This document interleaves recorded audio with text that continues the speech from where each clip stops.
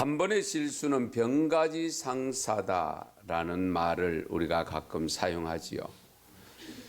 저 이 자료를 보고 깜짝 놀랐는데 이 말을 누가 했느냐 하면 중국의 한나라 시절에 꽤 많은 조조가 이 글을 사용했다고 합니다.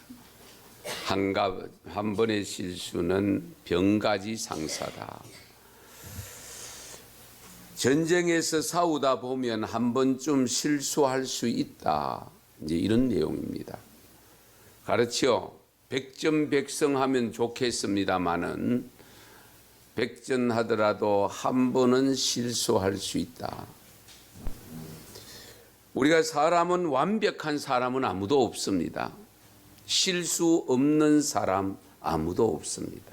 다만 큰 실수를 하느냐 작은 실수를 하느냐, 얼마나 중요한 실수를 하느냐, 또는 중요치 않는 실수를 하느냐 하는 차이는 혹 있을 수 있지만은 실수하지 않는 사람은 한 분도 없습니다. 그럼에도 불구하고 실수하지 말아야 될 것, 정말 실수해서는 안 되는 것이 있는데 그런 것을 실수하면 우리 삶에 큰 타격을 받습니다. 오늘 본문 2절 말씀에 보면 우리가 다 실수가 많으니 실수가 많다는 것을 인정하고 있습니다. 우리가 다 실수가 많다. 사실 우리가 처음 배우거나 훈련받은 것을 가지고 와서 막상 혼자서 해보면 잘 안 되는 경우가 많죠. 하다가 실수하는 경우들이 많이 있습니다. 그런데 실수가 지나치게 잦아지는 것은 바람직하지 않습니다. 그래서 한 번 실수는 병가지상사다. 거기에 의존해서 그걸 반복하면서 합리화시키면서 실수를 반복하는 것은 결코 바람직하지 않죠.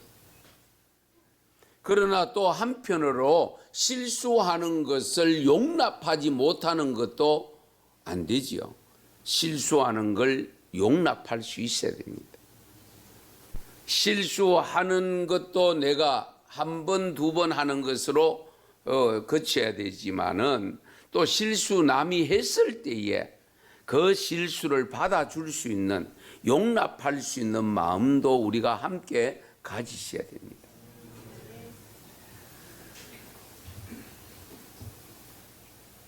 그런데요, 오늘 2절 말씀에 보면 말에는 할 수만 있으면 실수를 하지 말라고 권면하고 있습니다. 우리가 다 실수가 많으니 만일 말에 실수가 없는 자라면 곧 온전한 사람이라. 말에 실수가 없으면 온전하다고 표현합니다.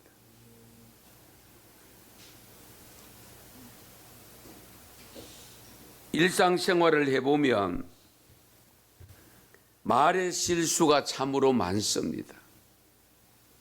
저도 역시 목사지만 정말 말에 실수를 안 하려고 상당히 노력하면서도 불구하고 돌아서면 내가 이 잘못했구나, 잘못 말했구나, 이렇게 했어야 되는데 이런 생각을 할 때가 가끔 있습니다. 이 말 실수에 의해서 생기는 것이 뭐냐면 결국 다툼입니다. 말 실수를 하다 보면 다tum의 원인이 됩니다. 그러면 우리가 온전한 사람 되기 위해서 말에 실수하지 않으려면 어떻게 하면 될까? 말 안 하면 됩니다. 그러나 말을 안 하고 살 수는 또 없잖아요. 말을 안 하면 되는데 안 하고 살 수는 없고, 그렇다고 하면 실수를 줄이려고 하면 말을 적게 하면 됩니다. 말이 많으면 아무래도 실수가 있을 수 있고 안 해도 될 말을 하게 되는 경우도 있을 수 있습니다. 벙어리가 되면 얼마나 좋겠습니까마는 말을 못하면 또 그 답답함이 오죽하겠습니까? 야고보서 1장 19절에 이렇게 말씀합니다. 내 사랑하는 형제들아 너희가 알지니 사람마다 듣기는 속히 하고 말하기는 더디하며 성내기도 더디하라. 듣기는 속히 해라. 그러나 말하는 것은 자제해라. 절제해라. 성내는 것도 절제해라. 왜? 성냄과 말이 항상 같이 갑니다. 성이 나면 말도 성난 말을 합니다. 화난 말을 합니다. 거칠어집니다. 욕이 나옵니다. 그래서 말하는 것도 더디해야 되지만은 성내는 것도 더디하라고 일러주고 있습니다.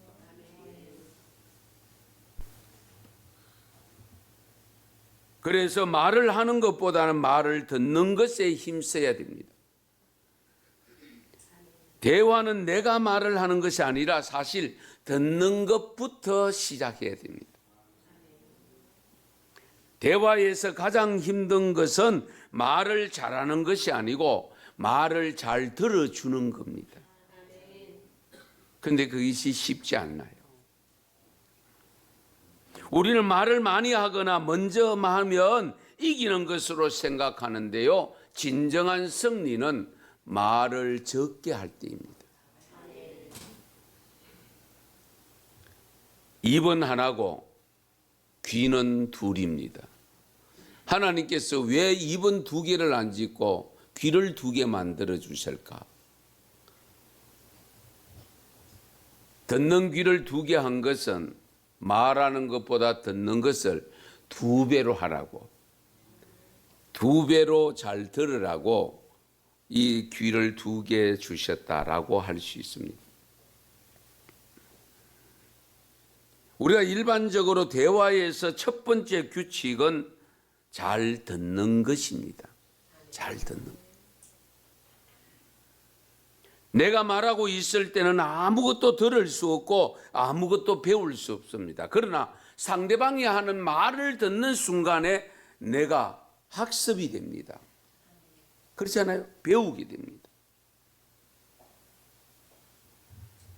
말 잘하는 훌륭한 사람이 되기 위해서는 먼저 남의 말을 잘 듣는 자가 되어야 됩니다.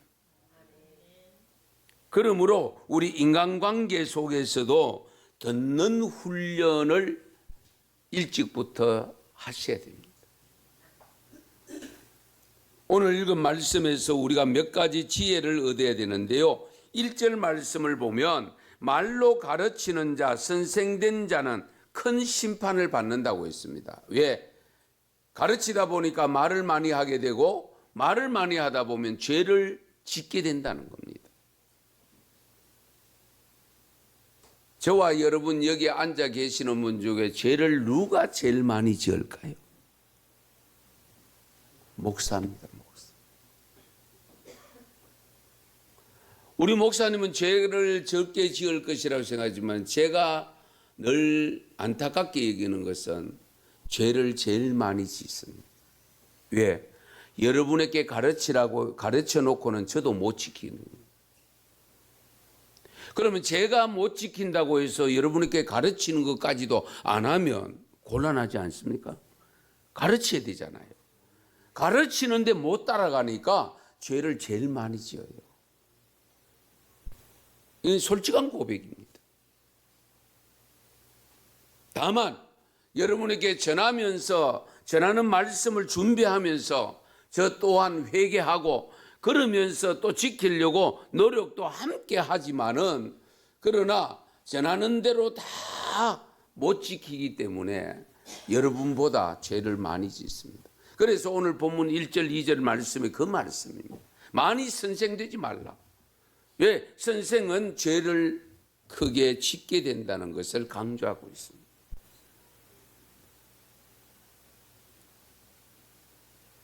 내 형제들아 너희는 선생된 우리가 더 큰 심판을 받을 줄 알고 선생이 많이 되지 말라.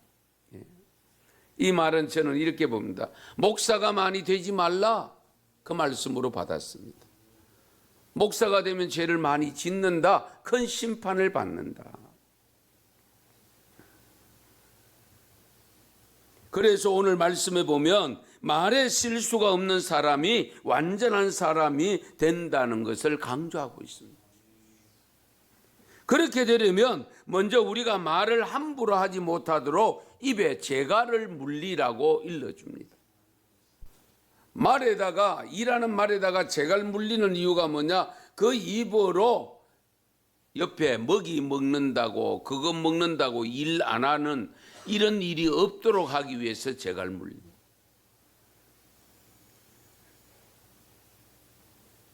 배가 항해할 때 방향을 잡는 것은 작은 키로 하듯이 인생의 방향을 잡는 것은 요 작은 입이 한다고 했습니다. 그만큼 말이 중요하다는 겁니다.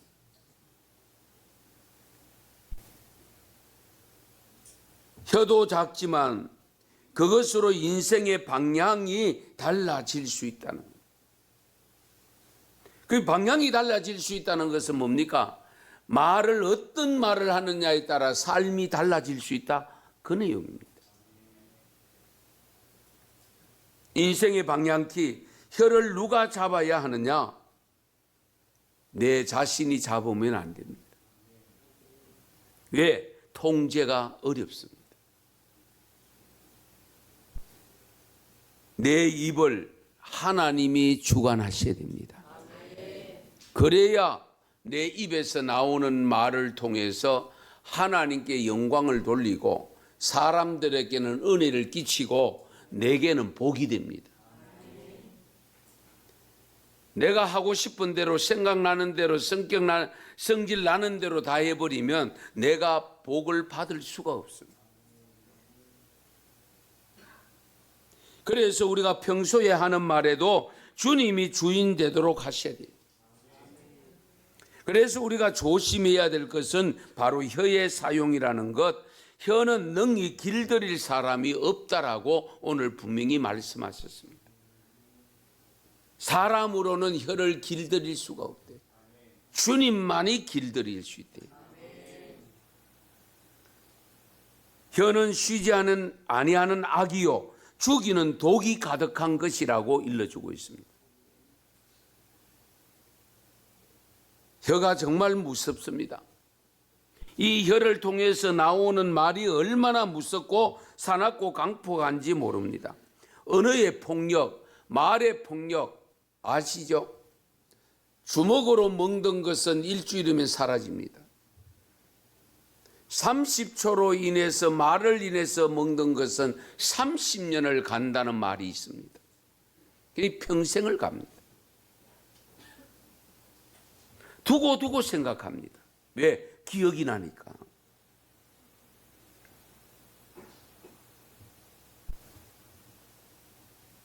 우리는 꼭 독약을 사용하면 죄인으로 여기고 독이 가득한 말, 독이 가득한 혀를 마음대로 움직이는 것에 대해서는 별로 신경 쓰지 않는 경향들이 있는데요. 독극물보다 더 위험한 것이 이 독극성을 가지고 있는 말입니다. 혀입니다.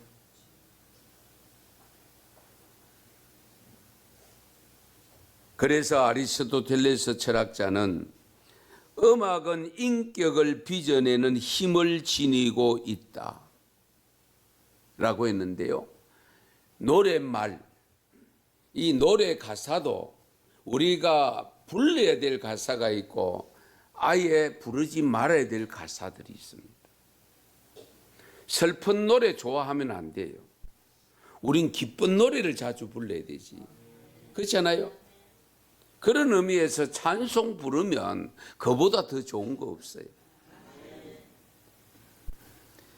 여러분, 이 말을 통해서 이게 곡조를 붙여놓으면 음악이 되는데, 노래가 되는데, 그 노랫말이 삶에 영향을 많이 끼칩니다, 솔직히. 그래서 군대 가면 무엇을 부릅니까? 군가. 군가를 부르면서 애국 정신을 가집니다. 학교에 가면 교가가 있습니다. 교가를 부르면서 애교 정신을 기릅니다. 그러면 우리가 교회에 오면 찬송을 부릅니다. 찬송을 통해서 하나님 생각하고 하나님을 사랑하게 되고 하나님을 더 생각하게 되는 거예요. 회사에 가면 어떤 회사는 애사가가 있습니다. 예, 사가가 있습니다. 그러니까 그 노래를 부르면서 회사를 사랑하는 마음을 갖게 되는 거죠. 이 노랫말 정말 중요한데요. 제가 시간 관계상 몇 사람만 알려드릴게요. 전에도 한번 전했던 기억이 있는데요. 윤덕심 씨 사의 찬미를 불렀습니다. 연세 드신 분은 기억하실 겁니다. 현해탄에서 극작가 김우진 씨와 함께 동반 투신 자살을 했습니다. 사의 찬미가 뭡니까? 죽을 사자입니다. 죽음을 찬미하는 노래입니다. 이난영 씨 목포의 눈물, 가슴앓이 하다가 역시 젊은 49살의 세상을 떠납니다. 차종락, 낙엽 따라 가버린 사람, 29의 인생 낙엽 져버렸습니다. 양미란 씨 흑점 불렀는데요, 골수암으로 돌아갔습니다. 우연이겠습니까?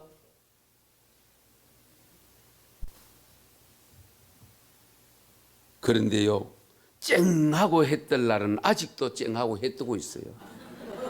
누구지요? 송대관 씨. 예. 노랫말이 그렇게 중요합니다. 그 말은 뭡니까? 결국 언어가 중요하다는 거예요. 그 언어를 내가 사용하면서 그 언어가 내 가슴에 박히게 되어지고 내 인생을 좌우한다는 겁니다. 창세기 12장 3절에 보면 이런 말씀입니다. 아브라함을 향해서 하시는 말씀인데 잘 들어보세요.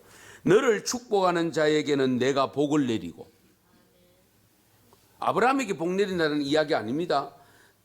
아브라함 너에게 축복하는 자에게 내가 그에게 축복 복을 내리고, 너를 저주하는 자에게 내가 그에게 저주를 내립니다.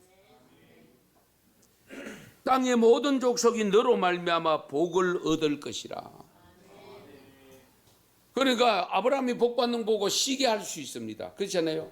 시기심이 생겨서 복을 안 빌어주죠. 안 빌어주면 복을 안 주는데, 아브라함이 복을 받아 막 누리면데도 불구하고 야, 더 큰 복 받으세요, 더 큰 복 받으세요 하고 축복을 해주면 하나님께서는 이 축복해주는 이 사람에게 복을 주시겠다는 거예요. 그러니 우리가 누구에게든지 축복해 주셔야 돼요. 왜? 그러면 내게도 하나님이 축복을 주신다니까요. 이 하나님이 약속하신 겁니다. 그래서 우리가 말씀을 받을 때 아멘으로 받는 거 정말 중요합니다. 지난번 특별 새벽 기도 때 했던 예와 또 하나 더 할게요. 아멘이 얼마나 중요합니다. 옛날에는 결혼을 일찍 했어요. 그렇죠? 17에도 하고 이래가지고. 그러니까 40 초반 됐는데 장가를 보내서 아들. 그런데 아기를 못 낳아, 며느리가. 아기를 못 낳으니까 너무 답답한데 이 시어머니는 하나님을 섬기는데 며느리가 예수를 안 믿어요. 그래서 하도 답답해가지고 며느리를 데리고 담임 목사님 찾아갔어. 목사님, 우리 며느리한테 축복 기도 좀 해주세요. 그래가 축복 기도를 하는데 이 며느리가 아멘을 안 하냐. 그러니까 며느리가 얼마나 그 안 해본 걸 어떻게 하겠어요 또. 그렇잖아요. 그러니까 목사님 기도하는데 아멘을 하는데 아멘 좀 해라, 아멘 좀 하다가 안 되니까 이 시어머니가 아멘 아멘 했어요. 그런데 잘 들으세요. 그런데 늦게 44살 된 시어머니가 임신을 했어요.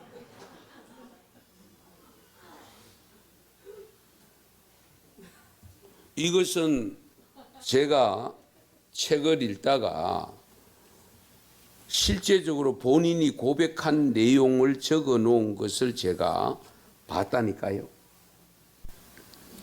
교회 그 당시에 10년 전에 한 집사님인데 지금 장로님이 되셨는지 모르겠는데 충청도의 청석교인강요 그 교회에 다니는 분이 교수님이 돼 있대요. 그분이 어머니가 44살에 낳은 자기가 막내인데 그래가 낳음을 받아서 지금 교수가 되어 있다는 그런 고백이었습니다.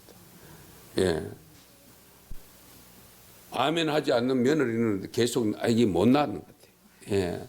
그런데 그 시어머니 44살 돼가지고 아멘 아멘 하다 본인이 아들을 낳고 그 막내 아들이 교수가 돼가지고 그 어머니를 공경하니까 얼마나 좋아요. 예.